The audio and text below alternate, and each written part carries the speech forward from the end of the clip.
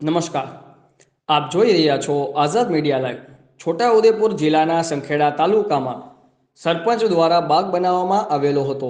ઘણા સમયથી તેની સાચવણી કરવામાં આવતી નથી.